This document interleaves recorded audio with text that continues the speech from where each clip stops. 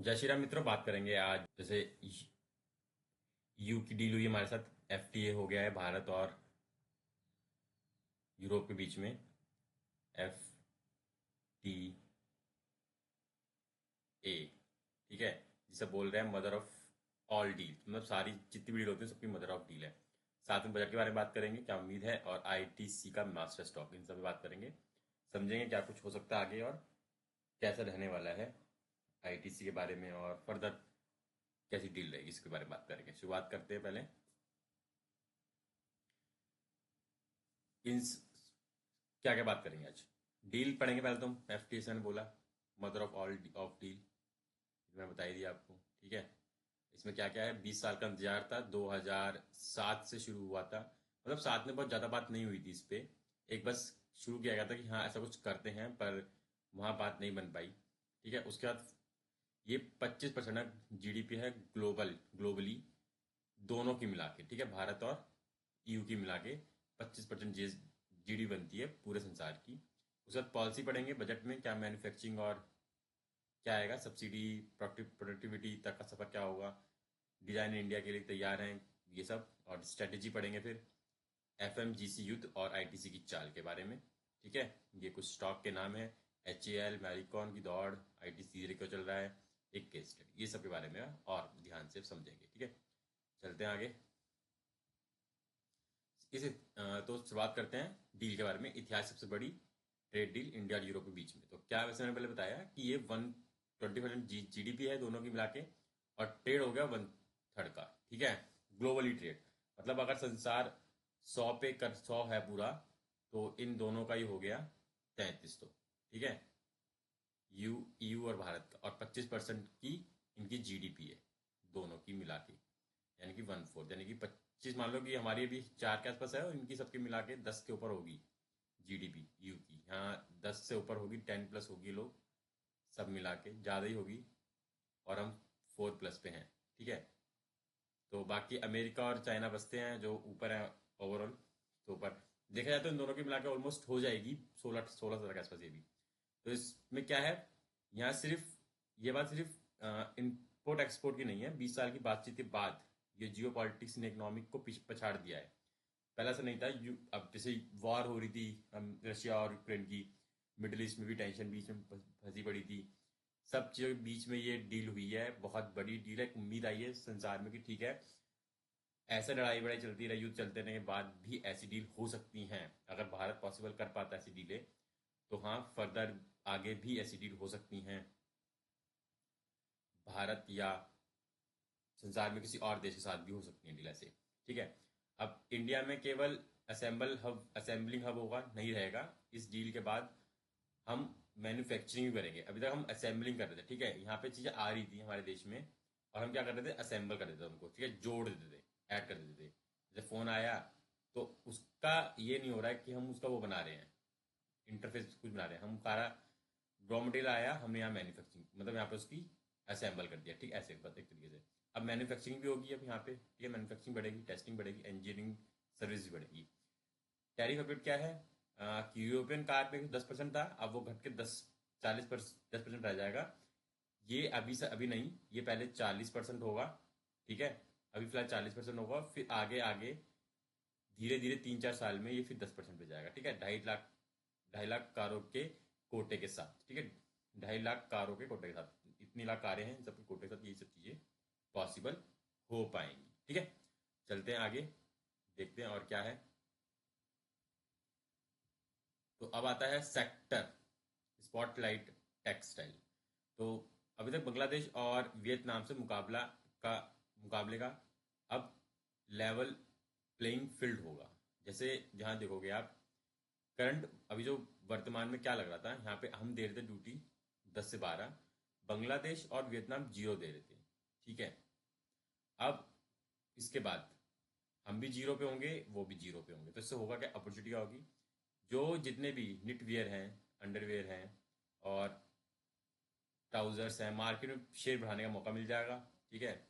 ना सिर्फ वेन्यू बल्कि फाइबर एक्सपोर्ट सस्ते होने से भी मार्जिन में सुधार होगा। अब स्टॉक टू वॉच में कौन से होंगे, यहाँ पे आप देख सकते हो, के के पी आर मिल्स, ठीक है, गोलकदास, वेलस्पिन, वर्धमान, तो ऐसे सारे स्टॉक नाम लिखे हैं। इन सबको स्टॉक को आप ध्यान देंगे तो आपको भविष्य में हो सकता है इनमें कुछ अपॉर्चुनिटी भी देखने को मिले आपको। ठीक है, आगे देखते हैं आगे क्या है। और इस स्लाइड में आगे, तो स्लाइड में आ गया फर्म और केमिकल्स, रेगुलेशन ऑफ लगात का खेल। अब आगे क्या है, लगात का खेल फार्मा में और केमिकल्स में। तो आपको यहाँ पे देख सकते हो समस्या क्या थी। अभी ईयू से अप्रूवल लेने से 2-3 साल लगते थे। फीस थी 3 लाख रुपए, 3 लाख वो भी यूरो में। अब 3 लाख यूरो मतलब दोस्तों 1 यूरो 100+ का है। ठीक है, अब उसको आप जोड़ सकते हो कितने रुपए हो जाएंगे। ठीक है, अब क्या एफटी से अप्रूवल तेज और सस्ता होगा। जेनरिक दवाओं के लिए बड़ा बाजार मिलेगा, मतलब हाँ जो हमारे देश में जो जेनरिक बनी रही है उनको और फायदा हो जाएगा। यहाँ स्टॉक के नाम है कुछ जिससे आपको रिडार में रख सकते हो, और इसमें आप देख सकते हो कुछ ऊपर नीचे होने के चांसेस हैं। ठीक है, यहाँ पे कुछ लिखा है, डॉक्टर रेड्डी लिखा हुआ है, लुपिन लिखा हुआ है, सन फार्मा है, बाइकॉन है, ये सब स्टॉक है। केमिकल में यूरोप में अब एनर्जी संकट के कारण, पर्यावरण नियम के कारण प्रोडक्शन महंगा हो गया है। ठीक है, वहाँ पे प्रोडक्शन महंगा हो गया तो क्या होगा, वो सारा आउटसोर्स करेंगे यहाँ से। कहाँ से, इंडिया की तरफ ही देखेंगे आउटसोर्स, क्योंकि एफटीए हो चुका है तो सस्ता मिलेगा, उनको सोचेंगे नहीं से करें। तो कौन कौन से स्टॉक आप देख सकते हो, ये सारे स्टॉक आप देख सकते हो। ठीक है, SRF है, नवीन है और गुजरात है, ऐसे करके आरती सबको आप रिटायर पे रख सकते हो, वॉच लिस्ट में डाल सकते हो देखने के लिए कि आगे इनमें कुछ मौके बनते हैं कि नहीं। ठीक है, और आगे देख लेते हैं छुपे हुए अवसर और जोखिम। अब अवसर क्या है और जोखिम क्या है उसके बारे में बात कर लेते हैं। हिडन जेम्स जिन्हें बोलते हैं कि भाई फायदेमंद, क्या विजेता में फायदा होंगे, तो ये कुछ मेरिन प्रोडक्शन होते हैं, कुछ ड्यूटी जीरो होने से वॉल्यूम बढ़ेगी, जैसे कि ये स्टॉक है सारे, इस पर आप नजर रख सकते हो। फिर ज्वेलरी एंड जेम में देख सकते हो, जेम्स में EU 45 मिलियन का मार्केट अभी भारत के लिए खाली है। अब इन स्टॉक को आप देख सकते हो कि ये, क्योंकि इतना बड़ा मार्केट भारत को मिल जाएगा तो ऑब्वियस सी बात है ये सब स्टॉक भी फिर धीरे काम करेंगे। ठीक है, ऑटो कंपोनेंट में China+1 और Euro+1 रणनीति का फायदा था। अब ये फायदा ये था, अब इन सब स्टॉक में आपको देखने को फायदा मिल जाएगा। दवा वाले सेक्टर्स, रिस्क क्या है, पैसेंजर व्हीकल्स, अब यहाँ थोड़ा रिस्क बढ़ जाएगा क्योंकि EU की गाड़ी सस्ती हो जाएंगी, जो अच्छी लग्जरी गाड़ी है उनकी। ठीक है, अब तो क्या डोमेस्टिक गाड़ियों पे थोड़ा सा असर पड़ेगा, तो इन गाड़ियों पे आप देख सकते हो, मारुति है, टाटा है, M&M है, ये सब पे आप थोड़ा सा होगा कि भाई हाँ इनकी लोग, ऑब्वियस है जो अच्छी गाड़ी है BMW, आप मैं कहूँगी जो पहले आपको 1 करोड़ की मिल रही है BMW 1 CR की, अगर किसी को वो 70 या 80 लाख के बीच में मिलेगी ना, तो ऑब्वियस सी बात है वो उसको ले लेगा। फिर अगर 80, या वैसे तो मेरे को लगता है ज़्यादा कम हो जाए शायद, देखते हैं क्या रेट आएगा अभी फाइनली। पर अगर 1 करोड़ की चीज 70 75 80 लाख की मिलेगी तो लोग डेफिनेटली प्रेफर करेंगे फिर इन्हीं गाड़ियों को। और अब वाइन आएंगी वहां से। ठीक है, तो इन लोगों पे थोड़ा इम्पैक्ट आ जाएगा, ये जो स्टॉक है इन पे इम्पैक्ट पड़ेगा। ठीक है, ये आप स्टॉक को आप वॉच में रख सकते हो समझने के लिए, देखने के लिए। आगे देख लेते हैं, मैन्युफैक्चरिंग है, मैन्युफैक्चरिंग होगी और नई चुनौतियां, नई उम्मीद क्या है। तो इंडियन मैन्युफैक्चरिंग में GDP कंट्रीब्यूशन क्या है, अभी कंट्रीब्यूशन है 17% का, जो कि बढ़ के हो सकता है, पोटेंशियल है ये 20+ और 25 के कहीं बीच में आपको देखने को मिलेगा आने वाले वक्त में। थ्रेट क्या है, जिस वक्त मोमेंटम बन रहे थे अमेरिका यूएस ने, मोमेंटम जिस वक्त मोमेंटम बन रहा था अमेरिका यूएस ने टैरिफ फिर से बढ़ा दिया कुछ प्रोडक्शन में 50% तक, जो अब यूएस हमारा सबसे बड़ा एक्सपोर्ट पार्टनर था, एक झटका था, क्योंकि अब जैसे ही मोमेंटम वक्त सब कुछ सही हुआ तो उसने टैरिफ लगा दी, सके में एक झटका लगा कि प्रोडक्शन थोड़ी सी मैन्युफैक्चरिंग गिर गई है। पॉलिसी आ गई है ऐसी, सरकार ने PLI इंफ्रास्ट्रक्चर गति शक्ति पर बहुत काम किया, लेकिन अब फोकस सब्सिडी से हटाकर प्रोडक्टिविटी पे होना चाहिए, प्रोडक्टिविटी की जाए। ठीक है, मेक इन इंडिया ही नहीं बल्कि अब ग्लोबल और क्वालिटी और एफिशिएंसी भी देखनी चाहिए। अब ये नहीं कि हम सिर्फ मेड इंडिया बना रहे तो कुछ भी बना दें, थोड़ा ऐसा हो कि हाँ लोग यूरोप में जब चीज़ जाए तो उनको लगे कि हाँ खरीदने लायक है और वो ले सके। आगे क्या है, बजट 2026 इनसाइट। अब क्या है, इंडस्ट्रीज जो है क्या हो सकता है, तो MSME क्रेडिट संकट उनके ऊपर, स्मार्ट फैक्ट्री, इनोवेशंस और टैक्स एंड रिफंड, ये तो रहेगा ही रहेगा। टैक्स एंड रिफंड तो रहेगा ही रहेगा, हमेशा ही है कि छूट मिल जाए या कैपिटल गुड्स पे से कम कम ड्यूटी हो जाए, GST में रिफंड तेज हो जाए काइंड ऑफ, और AI में ऑटोमेशन अपनाने वाली कंपनियों के लिए कुछ नया कुछ किया जाए और थोड़ा सा उनको फ़ायदा दिया जाए। अब यहाँ पे देखोगे तो एमएसएमई क्रेडिट संकट है। 19% एमएसएमई जो है उनमें क्रेडिट, उनको वो फॉर्मल्स क्रेडिट मिलता है और बाकी 99% के पास गिरवी रखने के कुछ होता ही नहीं है। तो ऐसे बजट में आसान लोन और गारंटी की उम्मीद की जा रही है। ठीक है, ये सब बोला जा रहा है, ऐसा कुछ हो सकता है। भारत में R&D पर जीडीपी का केवल 0.7 ही है। ठीक है, यहाँ पे देख सकते हो आप, खर्च करता है R&D पे। ग्लोबल कितना करता है? 2.5 से 3%। हमें रिसर्च लिंक्ड इंसेंटिव की जरूरत है ताकि हम डिजाइन इन भारत भी कर सकें। अब इंसेंटिव, ये सब चीज़ें बात चल रही है ताकि जिससे कि देश में लोगों को थोड़ा सा मोटिवेशन मिले इन चीज़ों में काम करने का। आगे चलते हैं। FMGC कुरुक्षेत्र स्पीड बनाम धैर्य। अब क्या हो रहा है कि FMGC की बात करेंगे। पर्सनल केयर मार्केट है 21 बिलियन की 2023 में, जो बढ़ के 34 बिलियन हो जाएगी 2028 में। ऑनलाइन से ग्रोथ हो जाएगा 25% का। और कॉम्पिटिटर क्या है? शॉपिंग स्पीयर क्या है यहाँ पे? तो ये कंपनियां HAL, मैरीकॉम, D2C ब्रांड्स खरीदने की होड़ में है। और उदाहरण के लिए ये देखो, यहाँ सब लिखे हुए हैं, 2700 करोड़ है। मैरीकॉम ने बीडो प्रीफिक्स जैसे ब्रांड से 11,000 का पोर्टफोलियो बनवाया। और आउटलैंड ITC शांत और चयनात्मक, सिलेक्टिव, कोई जल्दबाजी नहीं, मतलब अभी रुक के रहें।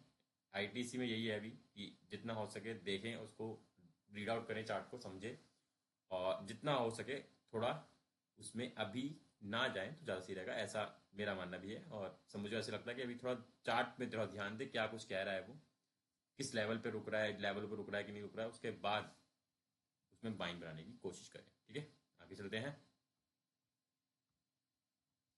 केस स्टडी ITC और मदरस्पर्श में देखते हैं क्या है ये। तो ITC और हर चमकती चीज पीछे भागती नहीं है, शाइनिंग स्टार्टअप के पीछे नहीं भागते हैं। तो देखते हैं 2021 में शुरू हुआ है इनिशिएटिव, फिर इंक्रीज हुए स्टेक, फिर पूरा खरीद लिया गया, फुल एक्विजिशन, पूर्ण अधिग्रहण। तो रिजल्ट 4 साल में 6 गुना ग्रोथ, रिवेन्यू 100 करोड़ के पार। तो क्या होता है, क्या देखो फिलोसफी क्या है इसमें कि एक बार जब आप घुस जाओ ना, ऐसा होता है, पेरेंट्स एक बार बच्चों के लिए आ जाते हैं, तो फिर एक बार जब ट्रस्ट बन गया ना, तो कस्टमर कहीं जाता नहीं है फिर। बस अब यही चलता है। उसके बाद ITC को स्केल करना है अपना, ताकि लोग खरीद सकें और चीज़ें उसके पक्ष में हो सके। ठीक है, आगे चलते हैं। रणनीति का निष्कर्ष। ठीक है, क्या है रणनीति? स्लो ही नया फास्ट है। अब देखते हैं डिजिटल रिसर्च देखते हैं। तो डिजिटल रिसर्च में है 25%, पोर्टफोलियो वैल्यू है 44%। ITC की पर्सनल केयर फल सेल्स का 25% E-कॉमर्स से आता है, E-कॉमर्स से ही आता है सारा उसका। और portfolio 40% value of premium product से है। इनसाइट क्या है कि ITC हाइप से पीछे नहीं है, बल्कि कैपेबिलिटी गैप भरने के लिए अधिग्रहण करता है। जब बाकी सब स्केल के पीछे भाग रहे हैं, ITC वैल्यू और प्रॉफिट पर टिका है। ठीक है, ये एक मान के चलता है ऐसा कुछ। ITC सोच तो ही रहा है कि जितना हो सके वो रिसर्च करता है, पोर्टफोलियो में उतना बढ़ाता है अपना। तो मोटा मोटा यह है कि वो काम कर रहा है ITC अपनी तरीके से। बस थोड़ा सा आपको ध्यान देना और स्टॉक पे थोड़ा नजर रखना है। जितना हो सके नजर रखोगे उतना अच्छा होगा और फायदा उतना मिलने के चांसेस ज्यादा है। ठीक है, तो फाइनल क्या है, मुख्य निष्कर्ष क्या है? तो व्यापार, एक तो यह है ही ये बात, भारत अब सस्ता सप्लायर नहीं, अब विश्वसनीय पार्टनर बन गया है। ठीक है, क्योंकि जब से EU और भारत की डील हो गई। नीति क्या है? पॉलिसी बनाएगी कुछ सरकार 2026 में, जिसे बनाए और डिजाइन, उस MSME को थोड़ा ध्यान दिया जाए, बनाए और डिजाइन पे भी करेंगे और MSME पे पॉलिसी पे ध्यान दें। रणनीतिक कॉर्पोरेट जगत में जो बॉन्ड्स प्रॉफिट के साथ सर्वाइव करेंगे वही असली विजेता होंगे, चाहे उनकी रफ्तार धीमी क्यों ना। जैसे ITC जो लंबे समय तक बैठेगा और सस्टेनेबल दे पाएगा प्रॉफिट, धीरे ही दे, चले धीरे पर बैठे और दिखाए कि हाँ उसमें दम है, वही चले। ठीक है, तो ये सब थे। और भारत बदला, हम चीज़ें बदल रही हैं हमारे देश में बहुत तेज़ी से। इसके साथ साथ हमें चलना होगा और साथ साथ बढ़ना होगा। ठीक है, ऐसी और वीडियो के लिए चैनल बने रहें। धन्यवाद।